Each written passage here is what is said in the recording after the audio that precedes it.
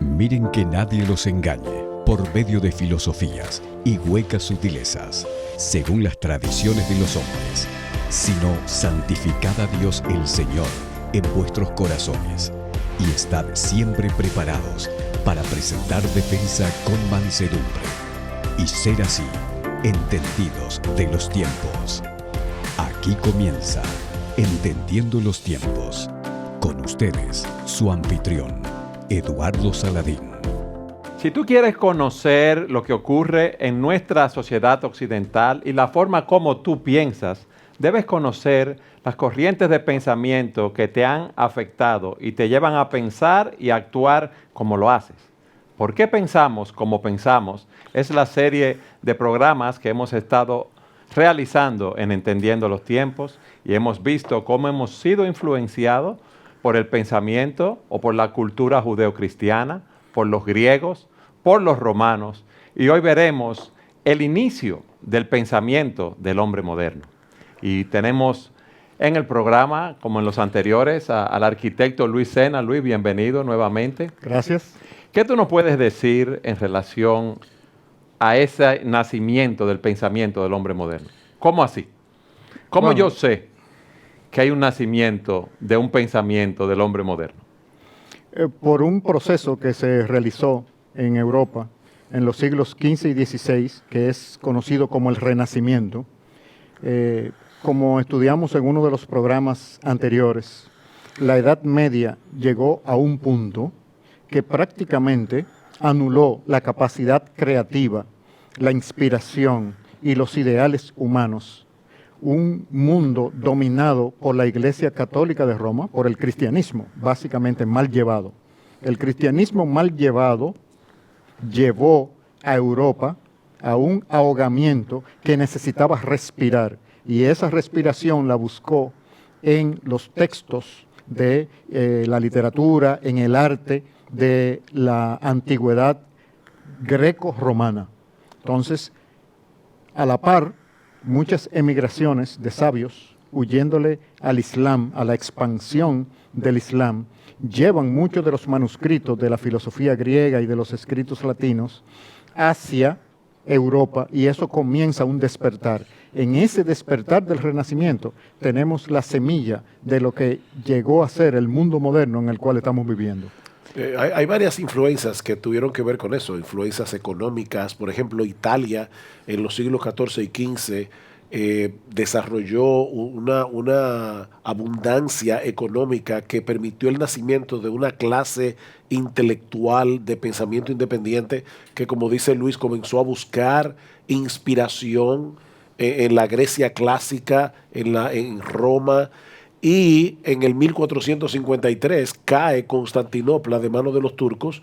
Muchas de esas personas que salieron huyendo de Constantinopla llevan consigo manuscritos que ellos habían preservado, donde habían, por ejemplo, la filosofía de Aristóteles, muchos escritos que comenzaron a arrojar luz a esta clase intelectual italiana que tenía esa sed, ese deseo de no seguir viviendo bajo la tutela de la iglesia.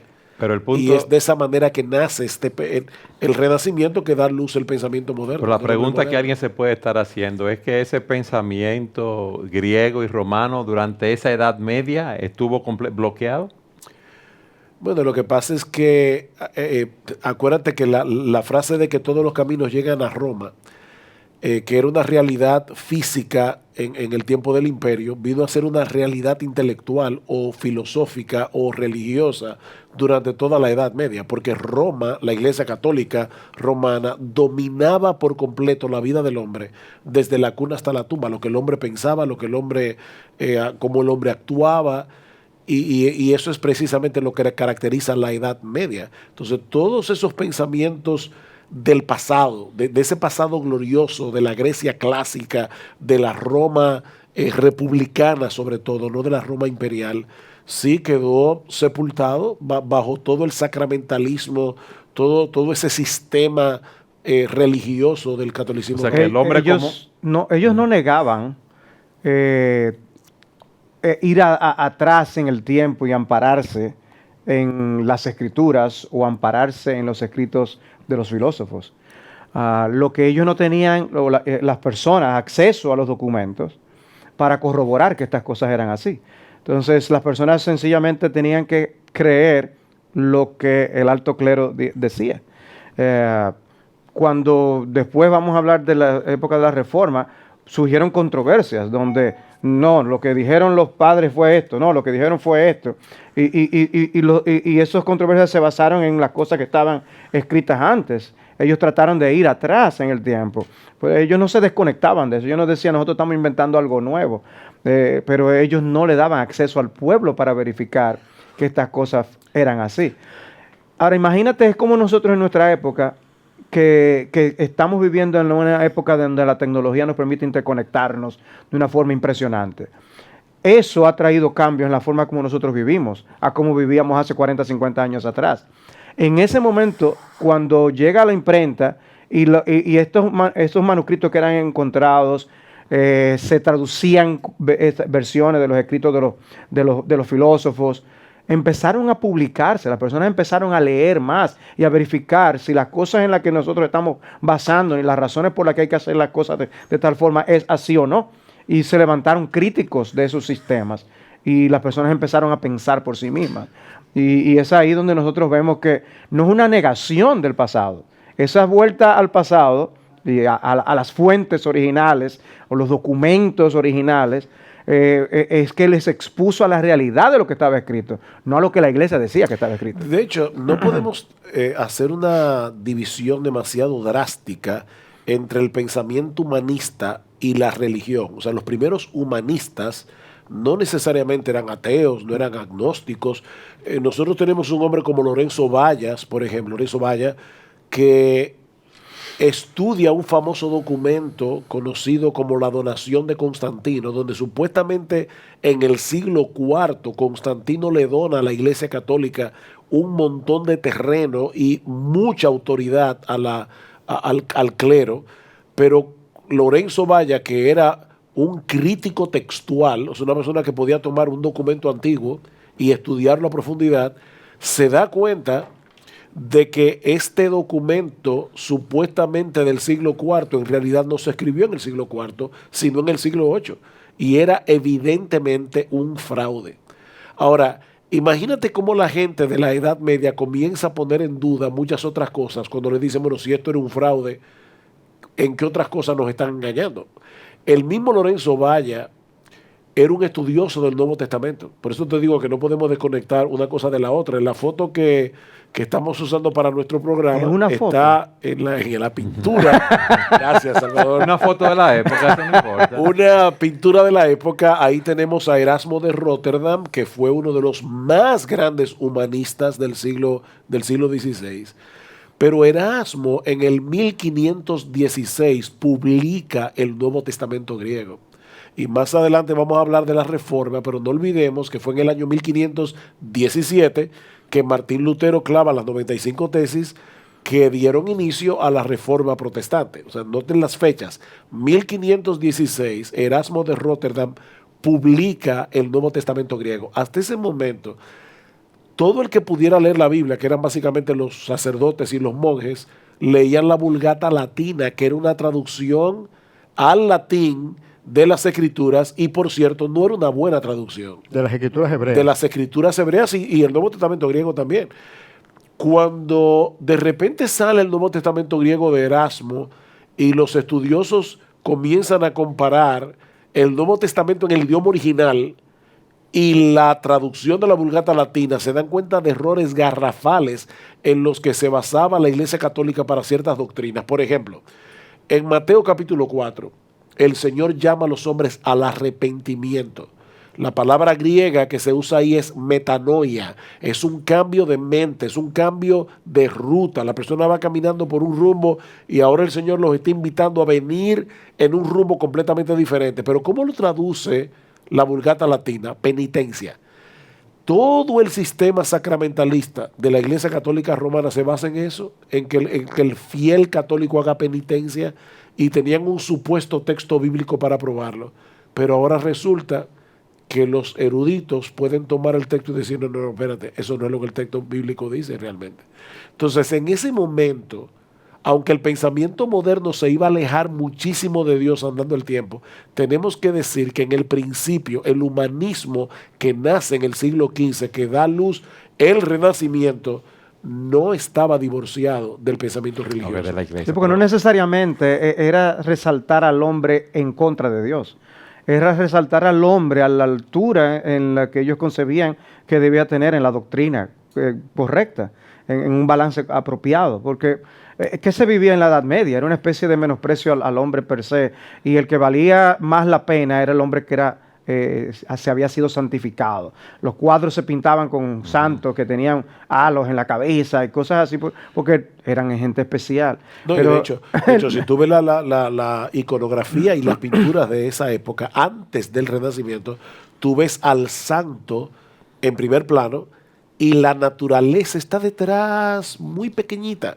Cuando los hombres del Renacimiento comenzaron a pintar, entonces comenzaron a poner las cosas en su lugar. Y por supuesto, hay manifiestos que se hacen a través del arte, como por ejemplo las famosas esculturas de Miguel Ángel. Yo tuve la oportunidad de verlas el año pasado en Florencia, que se llaman Los Cautivos, donde se ve un hombre saliendo de la roca.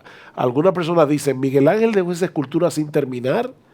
¿O es que hay un manifiesto filosófico detrás de esa escultura? Y es como el hombre haciéndose a sí mismo, el hombre por su propio pensamiento autónomo, tratando de entender el mundo, tratando de entender la existencia humana, pero sin la tutela de la iglesia. Tratando de explicarlo a través de la razón.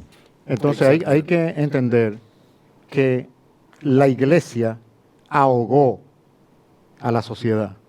Okay.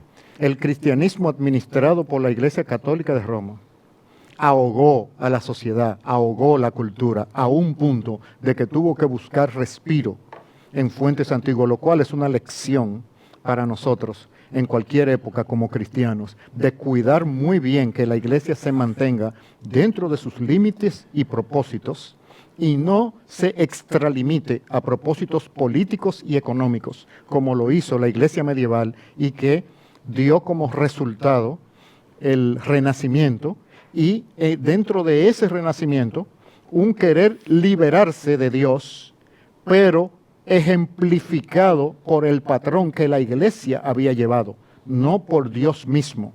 El mundo nunca ha conocido suficiente cristianismo como para estar cansado de él, sino que lo que ha conocido es el cristianismo que la iglesia... tergiversado. Sí. Exactamente. Y eso es una lección porque puede pasar en cualquier generación. A mí me gustaría que ustedes nos explicaran cuáles son esos puntos distintivos del Renacimiento y cómo esas características nos han influenciado. Te estoy leyendo el pensamiento. ¿Tú? No vamos a una ¿Todavía? pausa todavía. Wow. Tranquila. ¿Qué tú nos dirías, Luis?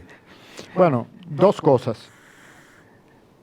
El hombre, la individualidad del ser humano como criatura de Dios y la realidad de vivir en un mundo natural que tiene valor, que tiene belleza, que tiene sabor, que es placentero. No es cierto que es un mundo de penitencia. Entonces, esos dos elementos, Pero cuando- rescatar la naturaleza y rescatar la individualidad del ser humano, son dos de los rasgos fundamentales del Renacimiento. Cuando tú hablas de la individualidad del ser humano, lo que tú estás diciendo es que el hombre, por medio de la razón, el hombre se puede independizar de Dios. ¿Qué tú quieres decir con No, eso? Dios ha creado a cada ser humano como un individuo con su imagen y semejanza, no una masa de individuos indiferenciados con su imagen y semejanza, sino personas individuales con su imagen y semejanza.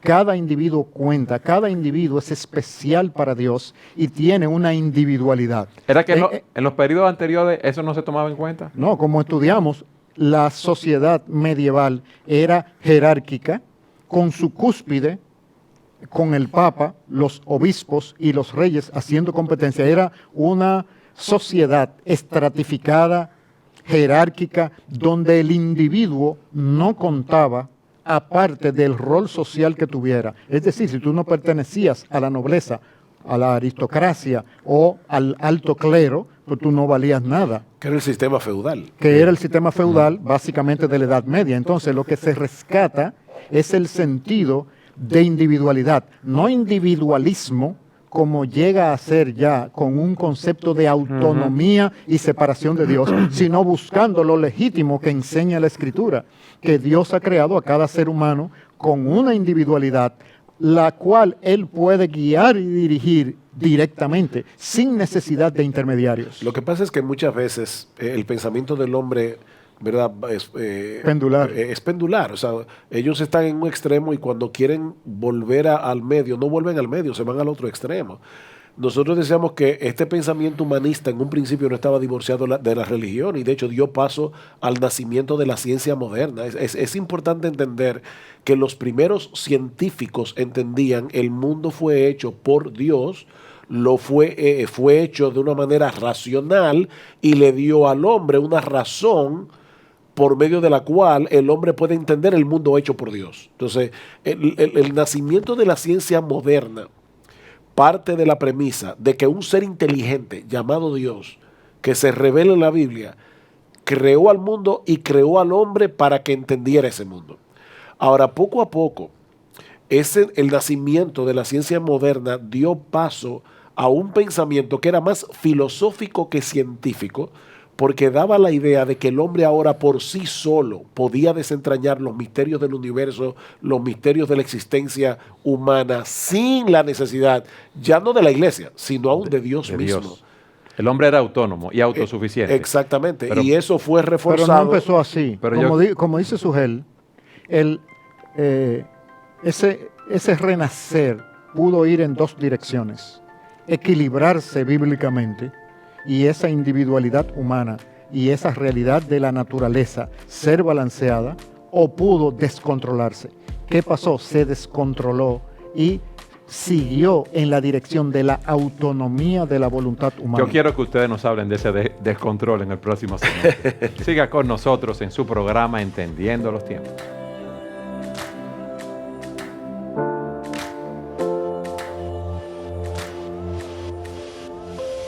Luis, entonces, esos pensadores del Renacimiento pusieron a un lado a Dios para exaltar la razón. Porque sus fuentes, debemos recordar, griegas y latinas, no eran hebreas, no tenían la revelación bíblica. Y la revelación bíblica es la que te amarra con la realidad.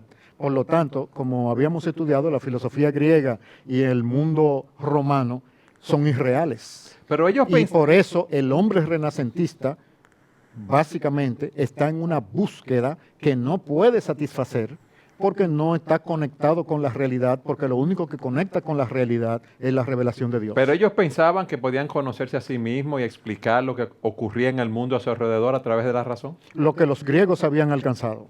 O sea, ellos estaban resucitando, vamos a decir así, el pensamiento de Grecia y adaptándolo como un nuevo descubrimiento a un mundo. Debemos recordar que estaban ahogados. Ellos están sacando la cabeza del agua y están deslumbrados por ideas que eran antiguas. Pero en realidad no son ideas reales, son ideas de un mundo que no existe. El mundo del ser humano que se hace a sí mismo y que es autónomo y que es su propia ley no existe. Eso es irreal. Entonces, con razón, el Renacimiento produjo mucha obra de arte hermosa, estéticamente, pero sus contenidos y sus mensajes dejaron insatisfechos a sus artistas, como a Leonardo, como a Miguel Ángel, porque no es posible el ser humano encontrar su propio significado partiendo de él mismo o de las cosas que están a su alrededor. Yo creo que un elemento que surge precisamente ante los abusos de la jerarquía católica que habían en la Edad Media es un cinismo al descubrir fuentes fraudulentas como la que Sugel mencionó al principio del programa, al descubrir los abusos a los que fueron sometidas la población, se levanta un cinismo de qué más está funcionando mal aquí, qué más tiene un origen equivocado, y empiezan a cuestionar todas las cosas. Esto obviamente cuando se le da el énfasis a la razón más adelante, cuando este pensamiento moderno se va desarrollando, llega a niveles escandalosos. Pero en este momento el hombre se atrevió a criticar, el hombre se atrevió a evaluar, esas fuentes de donde estaban surgiendo la forma de vivir de ellos. Y es en ese contexto que esas voces se levantan y dicen, no, pero esto no es así. O lo que tú decías que el filósofo decía no es esto, sino esto. O lo que ustedes se están basando para poder imponer su criterio es esto, y sin embargo yo estoy viendo esto otro. Y eso afecta a la ciencia, eso afecta a la literatura, eso afecta a las artes, eso afecta a la música. Y La política. Toda política. Y de ahí fue que surgiendo todo. Pero yo creo que eso fue un cinismo que estuvo dispuesto a criticar las cosas. Déjame comparar eso con lo que está pasando ahora mismo. A veces, cuando las personas quieren sacar el agua sucia de la bañera en la que bañaron al niño, también tiran al niño. En otras palabras... Junto con el agua de la bañera. Sí, junto con el agua de la bañera. Ahora mismo está pasando algo muy similar a lo que pasó en ese momento. Las personas leen por internet, se enteran por las noticias de actos de corrupción que vienen de la iglesia. Pedófilos, pastores que engañan, y todo eso está ahí, públicamente, todo el mundo lo sabe. Y eso crea ese cinismo y la gente dice, tú ves que el cristianismo no sirve. O sea, ya toman ejemplos de problemas particulares que están pasando, que de verdad están pasando, y entonces tiran todo el cristianismo como si todo estuviera dañado. En la Edad Media, la Iglesia Católica Romana, ya al final de la Edad Media, estaba pasando por un tiempo de mucha corrupción y de muchos problemas. Por un lado, los papas eran muy corruptos, y nosotros ahí tenemos al Papa Borgia, tenemos a Julio, que toma su nombre santo, Papa Julio de Julio César. Era un papa guerrero. Y de hecho hay una obra de teatro que se cree que le escribió Erasmo de Rotterdam, donde cuando Julio llega al cielo, Pedro no lo deja entrar. Y él dice, bueno, pues yo voy a crear un ejército, voy a asaltar la puerta del cielo. ¿Y por qué no le puso nombre Erasmo? Parece que no quería que lo supieran que fuera él. Porque Erasmo era muy político. Era muy político. Nosotros tenemos el gran cisma que se dio en el siglo XIV, cuando la Iglesia Católica se divide internamente con dos papas rivales que se disputan el trono entre sí. Y para colmo de males, en el concilio de Pisa, creo que fue, que trataron de resolver el problema, entonces pusieron en la silla papal a un tercer papa para resolver el problema y lo hicieron peor porque ahora habían tres papas rivales. O sea, que hubo una época en que la Iglesia Católica tenía tres papas. Tenemos que recordar la famosa cautividad babilónica, cuando Francia se adueña del papado por 70 años y se la lleva de Roma a Aviñón. Entonces, todos los países de Europa que están defendiendo su nacionalismo y que están cansados de la rapiña de la Iglesia Católica, es también una iglesia debilitada, una iglesia que se corrompe cada vez más, y al mismo tiempo quieren que sus países se conviertan en naciones que no dependan de la Iglesia Católica, porque la Iglesia Católica tenía un sistema impositivo demasiado fuerte Económico. Cobro de económico tributos. durante al final de la Edad Media.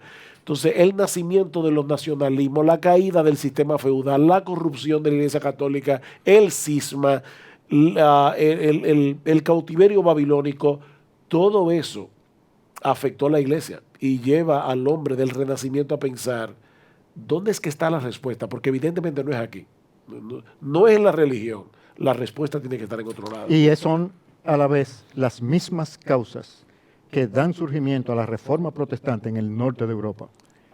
¿Dónde Con una ellos- respuesta muy diferente. Exactamente. O sea, al mismo problema le dieron una Con respuesta. fuentes diferentes. Unos fuentes clásicas y otros las escrituras. Entonces, dos culturas producto de dos fuentes, de dos cosmovisiones diferentes. Luis, tú hablaste de que una característica era el individualismo, La individualidad. la individualidad. ¿Qué que es otra diferente al característica? individualismo. Sí. La percepción y disfrute de la naturaleza como tal. El mundo podía ser olido, el mundo, los sabores, la belleza de los paisajes. El arte comienza a mirar alrededor de que el tema religioso, porque es un tema obligado, como lo fue en la Edad Media. Es decir, es zafarse de las cadenas de un cristianismo opresivo, no bíblico.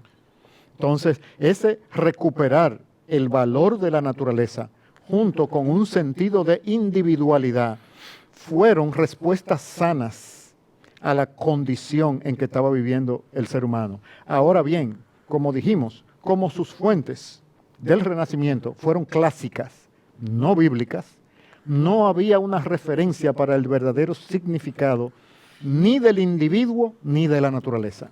¿Qué terminó? El individuo y la naturaleza yéndose más allá de la revelación de Dios, rechazando a Dios, y el ser humano, como los griegos enseñaban, formulándose como la medida de todas las cosas. Y de hecho no lo puede ver en el arte como personas como Botticelli comienzan a pintar cosas paganas, el nacimiento de Venus, que fueron obras muy hermosas, pero ya no estaban pintando a María, no estaban pintando a Santa Ana, estaban pintando escenas paganas en el tiempo del Renacimiento. Y cuando pintan a María, uno de los pintores del Renacimiento pinta a María con la cara de la amante del rey, dándole el seno al niño Jesús con el seno descubierto.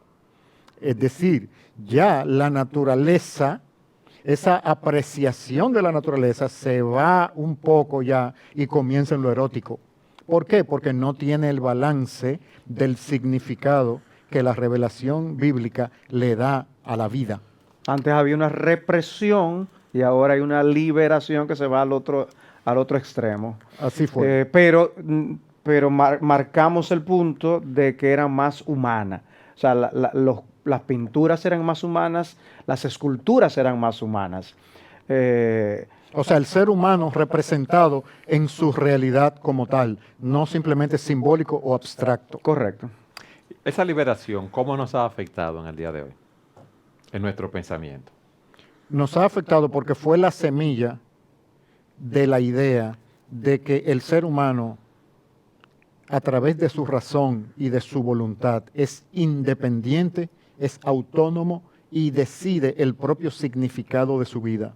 Eso es una mentira que viene de lejos, de Grecia, se siembra en el ambiente europeo y a través de una cadena histórica se resucita, vamos a decir así, en nuestra época con la Ilustración y su secuela. Es decir, el pensamiento del hombre y la mujer posmoderno es un pensamiento equivocado, es una ilusión, no tiene realidad. El ser humano no se da vida a sí mismo y no adquiere significado por sí mismo. Separado de Dios, los humanos no tenemos referencia, nos volvemos relativistas. Cualquier cosa puede ser buena, cualquier cosa puede ser mala. Entonces, esa semilla de esa autonomía y de ese individualismo empezó sano con la individualidad, pero sin referencia a la Escritura, se dispersó, lo cual nos establece a nosotros un principio de que si no conectamos los significados de las cosas que vivimos con los significados que Dios le ha dado a esas cosas en su palabra, entonces simplemente estamos navegando a la deriva. No hay dirección, no hay estrella polar, no hay norte, no hay brújula. Y eso es lo que está viviendo el hombre y la mujer de este tiempo, no tiene brújula. El hombre no puede ser su propio punto de apoyo. Y yo sé que nos estamos yendo muy lejos del Renacimiento, pero Nietzsche decía, Dios ha muerto. Pero en el momento en que nosotros proclamamos la muerte de Dios, también tenemos que entender que hemos borrado la línea del horizonte. O sea, ¿qué está diciendo Nietzsche? Nosotros no tenemos punto de referencia y tenemos que aprender a vivir con eso. O sea, lo que Nietzsche decía era, hay que ser hombre, y hay que atreverse a vivir sabiendo que Dios no existe y que nosotros tenemos que definir las cosas. El problema es que no hay punto de referencia. No hay punto de referencia para la moral, no hay punto de referencia para la virtud, no hay punto de referencia ni siquiera para la lógica. Ahora, tú lo Pero hubieras no tenemos dicho que irnos eso. tan lejos, Sugel. En esa época estaba Nicolás Maquiavelo. O sea, lo dictatorial de la dictadura religiosa, lo que se movió fue una dictadura política. O sea, lo que Maquiavelo proponía era la libertad de todo tipo de cadena moral. E incluso el hecho de que los fines justifican los medios. Sobre todo en el caso del príncipe. O sea, que tenga el poder. O sea, tiene del que está- el poder puede hacer lo que le dé la gana. Exactamente. Porque O sea, si no, no progresa la nación. Exactamente. O sea, que, y eso, no tuvimos que llegar a Nietzsche, A Nietzsche. para eso. O sea, ya ellos estaban proponiendo ese tipo de desprendimiento de la moral. Y yo creo que hoy vivimos derivados de todos esos pasos de Maquiavelo a Nietzsche y hasta lo que vemos en las dictaduras comunistas del día de hoy y de otros niveles, donde el Estado tiene un poder tal que hacen cuanto quiere. Y los derivados de vivir sin moral en un individualismo también. Lo que a nivel estatal se logra, donde ellos piensan que tienen pleno derecho a hacer lo que quieran con el poder, hasta el individualismo, donde yo hago con mi vida y con la tuya también lo que yo quiera. Y por eso estamos dispuestos a hacer lo que queramos. Y Yo creo que son derivados. la de eso. sensualidad y el erotismo en el arte, todos son deformaciones de la realidad que Dios ha creado y nos transmiten un mensaje. Cuando el ser humano pierde la referencia de los universales que revela las Escrituras, el mundo del Renacimiento nos refleja qué puede pasar. Simplemente no hay límites apropiados para crear un sistema unificado de significados y que permita poner orden y libertad en balance en la sociedad. Y la belleza para mí, la belleza de la reforma, es que Dios les dio luz para ellos ir a las fuentes adecuadas. O sea, que el Renacimiento decía, vamos a la fuente, vámonos atrás, vamos a revisar documentos. Los reformadores revisaron documentos, pero los documentos apropiados, los documentos con autoridad, los bíblicos. Y ellos dieron énfasis al individuo. Y por eso Lutero tuvo libertad de pensamiento. Yo puedo interpretar las Escrituras. Al descubrir todos esos documentos y él estudiar lo que la epístola a los Romanos y Gálatas decían, fue el que llevó a estas consecuencias. Y aún sin tener que desvirtuar la moral y las virtudes. Porque Lutero entonces por eso después dice, no, el sexo no es malo, pero tiene que tener los límites de la palabra de Dios. O sea, de la cárcel en la que nos encontrábamos con la Edad Media, a una libertad con los principios bíblicos, pero no para un libertinaje. Entonces, ahí es donde yo veo la belleza de esa herencia del Renacimiento, pero con la luz de la palabra con que los reformadores pudieron manejar la situación. Nosotros vemos eso en varias cosas que los reformadores hicieron. En primer lugar, Lutero enfatizaba el sacerdocio universal de todos los creyentes. ¿Qué está diciendo Lutero? No es el clero, no es una jerarquía que tiene la capacidad de leer la Biblia. Es que cada creyente puede leer la Biblia en su propio idioma. Y eso trajo como consecuencia la traducción de la Biblia y aún de la liturgia de la iglesia al lenguaje vernáculo, al lenguaje que manejaba el pueblo. O sea, Lutero traduce la Biblia al alemán. Y de hecho, el alemán en el día de hoy le debe a Lutero, por su contribución, mucho de lo que es el idioma alemán en el día de hoy. ¿Por qué? Porque Lutero quería que el pueblo pudiera leer la Biblia en su propio idioma. Es por eso que Tyndale traduce la Biblia al inglés.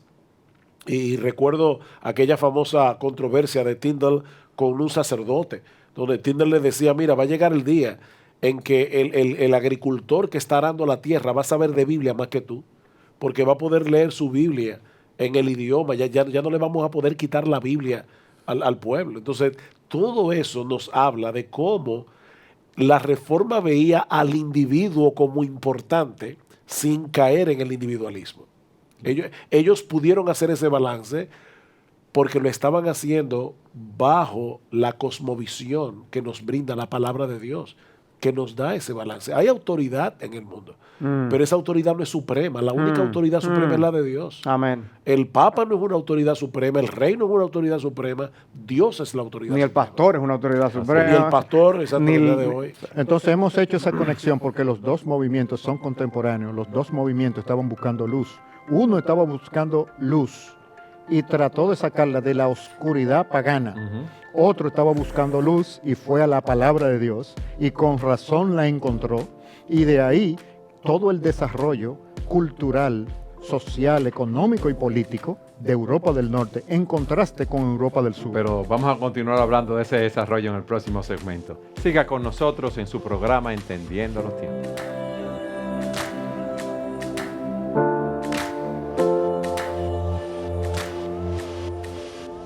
Luis, continúa hablándonos de ese desarrollo.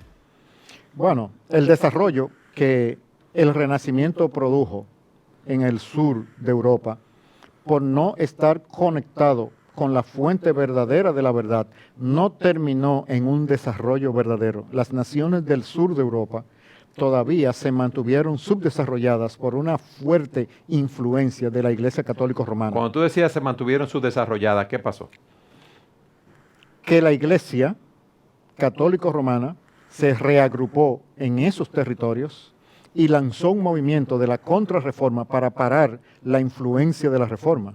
Es importante recalcar que ambos movimientos, el Renacimiento y la Reforma Protestante, son contemporáneos y estaban buscando más o menos los mismos ideales, lo único que con fuentes diferentes. Entonces, la fuente a la que siguió Europa del Sur, la fuente clásica, no tenía referencia como para estructurar esas sociedades de una manera coherente, ni hacerle frente al poder de la Iglesia de Roma. Por lo tanto, Italia, España, Portugal y gran parte de Francia permanecen todavía bajo ese esquema con características bastante medievales todavía, dominada por la Iglesia, a pesar de la influencia del Renacimiento. Europa del Norte, por el contrario, mediante el renacer de las Escrituras y poner la Biblia en la mano de la persona, desarrolla el potencial que Dios puso en esas naciones. Hasta el día de hoy son de las naciones más desarrolladas económicamente, políticamente, socialmente, artísticamente, educacionalmente del mundo entero. Y no olvidemos que ellos fueron los que nos conquistaron. O sea, no olvidemos que fue el sur de Europa, no fue el norte. O sea, nosotros heredamos esa religiosidad medieval que aquí entonces toma otro matiz, porque se mezcla con todas las creencias que había en nuestras tierras cuando llegaron los españoles. O sea, las creencias de los indígenas y con Sí, la creencia sí, de los Y la de los esclavos africanos que posteriormente son traídos. O sea, aquí se creó un sincretismo religioso que todavía fue peor que lo que había en España, Portugal, Italia en aquellos días. De hecho, uno puede pensar en que la Catedral Primada de América, que se construyó precisamente aquí en República Dominicana, comenzó a construirse en el año 1522, si no recuerdo mal, cuando la Reforma Protestante estaba estallando en Europa en 1517. O sea que cuando nosotros empezábamos a transitar por los caminos de un catolicismo ya decadente en Europa, eso estaba comenzando a tomar fuerza en América Latina, adicional al sincretismo religioso que vendría después. O sea que eso explica mucho de la historia de nuestros pueblos. Y esa es la base por la cual Latinoamérica no ha podido desarrollarse. Con todo el potencial de recursos naturales, de recursos humanos que tienen nuestras naciones, todavía nosotros no hemos superado estadios de desarrollo significativos y las naciones más desarrolladas de nuestro continente la vemos dando ciclo como Argentina en un péndulo que no termina de desarrollarse cuando fueron potencias en los años 50, en los años 60. México todavía tiene áreas de subdesarrollo increíbles. El sur de México es altamente subdesarrollado. El norte de México uno puede pensar que es un país prácticamente que luciría como del primer mundo, pero no lo es. Es decir, toda esa influencia de pensamiento, tanto de la Edad Media como del Renacimiento en el sur de Europa, nos tiene anclado a los latinoamericanos en unos esquemas funcionales, económicos, políticos, artísticos, sumamente limitados que no nos dejan desarrollarnos. Por eso la importancia de saber por qué estamos pensando como latinoamericanos, cómo pensamos, para nosotros encontrar esa fuerza externa que cambie ese movimiento de inercia histórico que nos está llevando por caminos que, como nosotros vemos la misma República Dominicana, Haití, Centroamérica, no encontramos el camino del desarrollo porque no hemos encontrado todavía el camino que la Europa del Norte Ok. encontró en la palabra de Dios. Pero a nosotros vimos en el Renacimiento que se levantó un cinismo que les llevó a cuestionar algunas cosas. La Reforma les lleva, trae un espíritu crítico sobre cosas que antes eran asumidas. Es que nos falta ese cinismo o ese espíritu crítico para nosotros sacudirnos de ese sistema que nos mantiene así.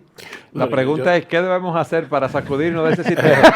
Bueno, me gustaría que me lo dijeran. Lo que pasa, Salvador, es que yo creo que no, que ese cinismo está presente en la clase intelectual latinoamericana. Yo quiero O sea, que ustedes definan clase- cinismo.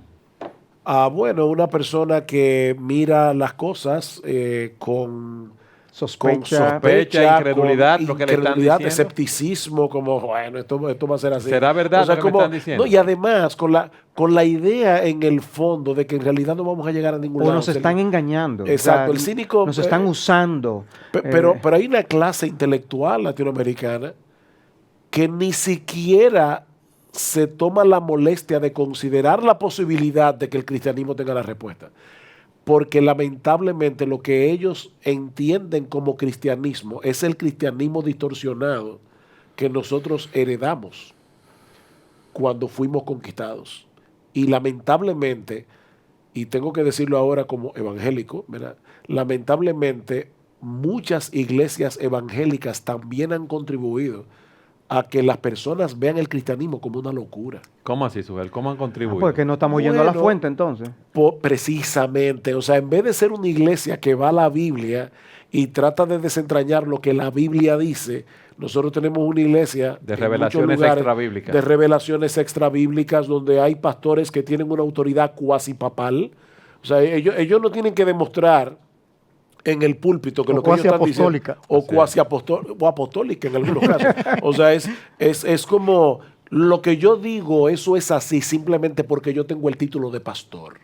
Entonces, esa idea que Lutero defendió del sacerdocio universal de los creyentes, donde cada cristiano puede sentarse con su Biblia y tener un espíritu bereano. Dice la Biblia que cuando a Pablo fue a Berea a predicar la palabra, ellos consultaban las escrituras para ver si lo que Pablo decía era así. Y no es que nosotros queremos iglesia donde todo el mundo venga con sospecha a evaluar bajo una lupa lo que el pastor diga, pero las personas tienen una cabeza para pensar. Es como decía Chesterton, el famoso periodista inglés.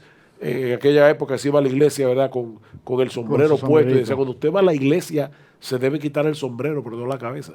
Entonces, nosotros tenemos una cabeza para pensar. Yo tengo que escuchar lo que el pastor está predicando y evaluarlo a la luz de las escrituras. Nosotros mismos como pastores queremos tener una feligresía, queremos tener miembros que tengan esa capacidad de poder ver la Biblia por sí mismos, porque de lo contrario, nosotros lo que estamos haciendo básicamente es creando un Vaticano evangélico. O sea, estamos creando una jerarquía intocable que no tiene a Dios y a su palabra en el tope, sino al hombre y sus supuestas revelaciones extrabíblicas o su autoridad cuasi apostólica. Entonces, ese cristianismo no aporta los significados que el hombre y la mujer de este tiempo necesitan. Por eso hay que volver a un cristianismo de las Escrituras y hay que volver a un cristianismo de la soberanía de Jesucristo sobre todas las esferas de la vida. Cuando la iglesia se enfoca en esa dirección, entonces trae el significado que el hombre y la mujer contemporáneos necesitan. En la medida que la iglesia se vuelve idólatra de la iglesia misma o de su liderazgo, de su ministerio, de su capacidad económica, los de afuera de la iglesia toman esa misma actitud cínica que tenían los del Renacimiento respecto de la Iglesia Católica de Roma y entonces comienzan a mirar los fallos humanos de la Iglesia y a separarse de ella. Por eso es importante que estudiemos esos temas para nosotros analizar nuestras realidades desde una perspectiva histórica. Yo veo interesante el aspecto de que el Renacimiento, por un lado, llevó a los hombres a mirar atrás, a ir a las fuentes. pero también les hizo a un grupo mirar hacia el futuro. Lamentablemente, hubo un segmento que se quedó mirando atrás solamente y otro segmento se quedó solamente mirando hacia el futuro. Luego, más adelante, con el modernismo, vamos a ver cómo realmente el hombre trata de independizarse de Dios de una manera tal que rompe, por así decirlo, casi con el pasado. Y lo que nosotros necesitamos no es ir a una cosa o a la otra. Nosotros no estamos en contra de los avances, pero nosotros debemos interpretar los avances a través de la fuente segura que nosotros tenemos en la palabra de Dios. Cuando el hombre empieza a descubrir cosas, cuando el hombre empieza a inventar cosas, ¿cómo se siente? Autosuficiente. De hecho, fue interesante leer que se cuenta, hay que ver si es verdad, que Miguel Ángel, cuando tenía una de sus obras, la golpeó, y si es veraz o no, él dijo, ¡habla! Habla. Es como si tuvieran un espíritu creador de que les diera poder en sí mismo y el hombre se siente autosuficiente. Nosotros no decimos que no miremos al futuro. Yo creo que nosotros podemos mirar al futuro, pero debemos mantenernos anclados en la fuente segura que es la palabra de Dios. Y yo creo que el hombre hace una dicotomía innecesaria en si es una cosa o la otra. Y es una cosa y la otra. Lo único que en la fuente segura de la palabra de Dios. Y mantenernos con él, dando énfasis al individuo sin caer en el individualismo. Viendo los errores y los excesos de la religión, pero sin negar lo que el hombre necesita a Dios. El hombre necesita la salvación de Dios y la palabra de Dios. Ahora, el Porque título la palabra de nuestro- Dios no es un libro religioso. Es una regla de sabiduría para la totalidad de la vida. Eso es lo que nosotros estamos mirando. Aquellos que se enfocaron en el renacimiento intelectual en la palabra de Dios descubrieron un mundo de sabiduría que les hizo desarrollarse muy lejos y por encima de las naciones que tuvieron su punto de vista en el aspecto clásico. Entonces nosotros que no hemos encontrado todavía el camino del desarrollo, ¿en qué dirección nos vamos a ir? Nos vamos a ir en la dirección del mundo materialista, económico y cientificista y tecnológico, o nos vamos a volver al origen central de la palabra de Dios, que es la fuente de sabiduría para la realidad. Pero por lo que vemos, Luis, es lo primero que tú dices, el mundo se ha volcado hacia todas esas cosas materiales. Y eso quiere decir que necesita, pero no va a encontrar lo que está buscando. Se ha volcado y está participando y está siendo masificado en esa dirección, pero en el fondo de su corazón el hombre y la mujer contemporáneos están vacíos porque la tecnología y todo ese sistema de entretenimiento del mundo posmoderno no satisface los anhelos profundos del corazón. Entonces, eso lo que quiere decir es una masa de personas perdidas que necesitan el significado que solamente Jesucristo puede darle. Eso es una oportunidad grande de ministerio. O sea, podríamos decir que el mercado de ministerio para la iglesia ahora es más grande que en épocas cuando se asignaba que la cristiandad era toda la población y que todo el mundo era cristiano. Pero en un enfoque correcto de la iglesia, centrada en Cristo y centrada en la palabra de Dios, no centrada en sí misma ni siguiendo modelos corporativos para la iglesia. ¿Qué es lo que ha ocurrido? Que muchos menosprecian la palabra de Dios, porque eso es algo antiguo, eso de aquella época. Nosotros estamos en otra época.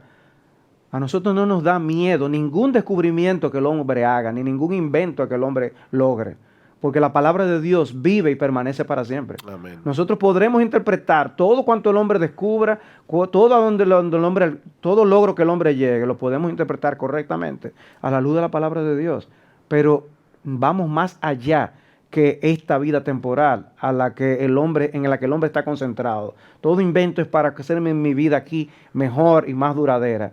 Y la Biblia nos dice, prepárate para la eternidad, prepárate para la otra. Ahí todos vamos a partir de este mundo.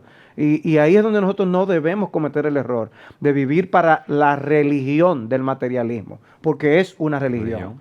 Es una religión, es una manera de pensar, derivada también del pasado, como seguiremos viendo en esta serie. Nosotros no somos tan independientes en nuestra forma de pensar como a veces asumimos. Tenemos mucha herencia de cosas que vienen del pasado y que nos hacen ver la vida como la estamos viendo ahora. Pero no neguemos el pasado, todo lo del pasado, porque no necesariamente es malo por ser viejo. Y vamos a la palabra de Dios, que tiene mucho que decirnos para nosotros poder no solo saber vivir en este mundo, sino sobre cómo nosotros podemos prepararnos para la eternidad. Sujel, ¿qué nos dice esta palabra de nuestra condición y de cómo prepararnos para la eternidad? Bueno, lo primero que la palabra de Dios me dice es que yo soy una criatura. Yo tengo que asumir mi posición como criatura. Yo fui creado por Dios y cuando yo vine al mundo, ya las reglas de juego estaban definidas. Hay un Dios en los cielos que creó todas las cosas para su gloria, pero el hombre en su pecado ha decidido vivir para su propia gloria. El hombre en su pecado quiere crear su propia torre de Babel, donde yo pueda decir, este es mi logro, esto es lo que yo he hecho, sin la ayuda de nadie, sin la ayuda de la iglesia, sin la ayuda de la Biblia, sin la ayuda de Dios. El hombre en su pecado tiene que entender que necesita arrepentimiento, necesita volver en sí y darse cuenta de que como una mera criatura que es, que ha pecado contra un Dios 3 veces santo, tiene que acogerse al plan de salvación diseñado por Dios en las Escrituras, que envió a su Hijo, nuestro Señor Jesucristo, la segunda persona de la Trinidad, que se hace hombre para morir en una cruz y pagar mi deuda con la justicia divina. Y ahora el hombre es salvo únicamente por medio de la fe. Ahora bien, eso es apenas el comienzo, porque la Biblia no se limita simplemente a decirme cómo yo puedo ser salvo. Como decía Luis hace un momento, la Biblia no es simplemente un mensaje de salvación. La Biblia posee una cosmovisión. La Biblia me da los lentes a través de los cuales yo puedo ver la vida de una forma correcta. Si yo tengo los lentes con una receta incorrecta, yo voy a ver el mundo distorsionado. Y eso es lo que le pasa al hombre moderno. El hombre moderno ha comprado una serie de cosas que parecen nuevas, pero vienen del pasado, vienen del Renacimiento. Esa autonomía viene del Renacimiento. El cientifismo del que hablaba Luis, que no es otra cosa que yo no lo creo a menos que me lo prueben científicamente. Ese pensamiento en sí mismo es un pensamiento filosófico, porque yo no puedo probar científicamente que la verdad solamente puede ser descubierta científicamente. Eso no puede ser probado en un laboratorio. Entonces, en ese sentido, el hombre tiene que asumir su posición de criatura, humillarse delante de Dios, confesar su pecado, venir en arrepentimiento, dar media vuelta y por primera vez en su vida comenzar a vivir para la gloria de Dios y viendo la vida bajo el lente de Dios. La Biblia dice, el apóstol Pablo en Romanos capítulo 3, versículo 4, sea Dios veraz y todo hombre mentiroso. Las cosas son como Dios dice que son, no como yo quiero que sean. Yo puedo tratar de convencerme a mí mismo de que los carros no existen. Y si yo cruzo la calle sin mirar a los lados, bajo la premisa de mi propio entendimiento de la realidad, probablemente voy a terminar arrollado por un automóvil, porque los carros existen. Bueno, de la misma manera, Dios existe, Jesucristo existe, Él murió en una cruz, hay un infierno del cual hay que escapar, hay un pecado del cual yo voy a dar cuenta en el día del juicio. Y hay un reino presente con poder para transformar la realidad y convertirla en vida abundante. No solamente vida eterna en el otro mundo, sino aquí, vida abundante en el aquí y el ahora, que es lo que todo humano aspira. Con gozo y satisfacción en Dios. Por eso Amén. debemos ser transformados por la renovación de nuestro entendimiento y eso debe ser a través de la palabra de Dios. Amén. Gracias por haber estado con nosotros en su programa Entendiendo los Tiempos. Entendiendo los Tiempos es una producción de Gracia TV, un ministerio de Iglesia Bíblica del Señor Jesucristo, grabado en los estudios de Gracia TV en Santo Domingo, República Dominicana. Si está interesado en la transmisión de este o varios programas, comuníquese con nosotros a entendiendolT@gmail.com.